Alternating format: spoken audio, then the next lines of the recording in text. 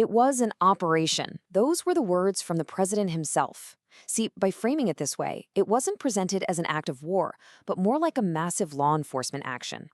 And that distinction, it's absolutely crucial for understanding the justification for everything that was about to go down. Think about that for a second. For the very first time, U.S. Special Forces went into a foreign capital city to grab its leader, President Nicolas Maduro of Venezuela. So the big question is, how on earth did they pull off an operation this risky right in the heart of his own heavily guarded capital? All right, let's get right into it and start with the raid itself. Because according to the official U.S. account, this whole thing was all about incredible speed and shocking precision. Speed was everything. I mean, the entire time they were on the ground, reportedly less than 30 minutes. That's it. U.S. forces hit the compound so fast that Maduro was captured before he could even make it to a special steel-lined safe room. He literally didn't have time to get to his panic room. Okay, so an operation this drastic, it doesn't just happen out of the blue, right? This was the final move after a full year of pressure just ramping up and up, especially after all the diplomatic efforts kind of fell apart after that disputed Venezuelan election in 2024. You can see the pattern here, can't you? It's a clear, methodical escalation. Once diplomacy was off the table, the U.S. administration reportedly changed its approach. It reclassified the whole situation as a direct threat to its national security. And that one decision, well, that opened the door for everything that followed, shifting away from just sanctions and moving towards military force. So what did this mission actually look like? Let's pull back the curtain, because this was a massive, high-tech effort that involved way more than just boots on the ground. Yeah, this wasn't just a simple raid. It was this incredibly complex joint operation. Think of it like a perfectly choreographed and very deadly dance. You had the elite Delta Force operators, you had the specialized pilots of the 160th SOAR, you had overwhelming air power, and, this is key, you had U.S. Cyber Command running interference. Every single piece had a job to do. And just to give you a sense of the scale here, we're talking about more than 150 aircraft. That's not a typo. They launched from 20 different bases all across the Western Hemisphere. They were providing everything from air cover and electronic jamming to the helicopters that pulled them out. Basically, the U.S. owned the sky over Caracas that night.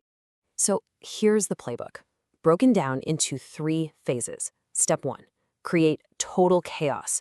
Cyber Command takes down the power grid in Caracas, plunging the city into darkness. Step 2, go in hard and fast. Delta Force hits the compound and grabs the targets.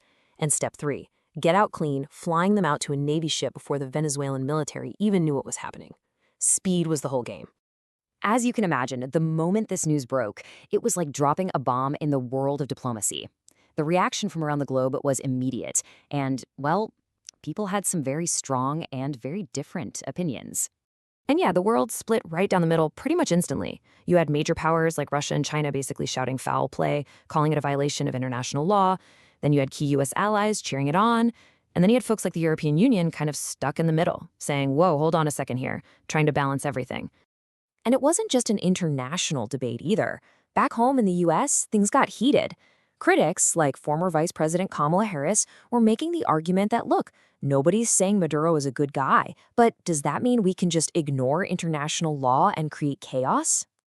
And Senator Mark Warner really hit the nail on the head with the big, scary question here. What kind of precedent does this set? I mean, think about it. If the U.S. can do this, what's stopping other powerful countries from doing the exact same thing to leaders that they don't like? So that brings us to the legal stuff, which is, well, it's complicated. To justify this, the administration had to dig back into the archives for a pretty controversial legal take from way back in the 80s. The legal argument seems to hang on this 1989 memo from the Justice Department. In a nutshell, it argues that the president has the authority to act like a global cop to enforce U.S. law, even if it breaks international rules like the UN Charter. Yeah, you can imagine why that idea has been pretty controversial for the last 30-plus years. And let's be clear about what the U.S. is actually accusing him of. These are the charges Maduro is now facing in a New York federal court. The picture the Justice Department paints is grim. It's of a full-blown narco state.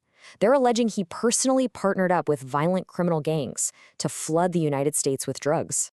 And right after the capture, there wasn't a lot of ambiguity about what the plan was next. President Trump was very direct, saying the U.S. would, for a little while, run the country and get the oil flowing. That's a direct reference to Venezuela's huge oil reserves, which, as you probably know, have been in total disarray for years. So in the end, we're left with this huge question, and there's no easy answer. Was this justice, plain and simple, an overdue arrest of an indicted narco-terrorist? Or did the U.S. just open Pandora's box,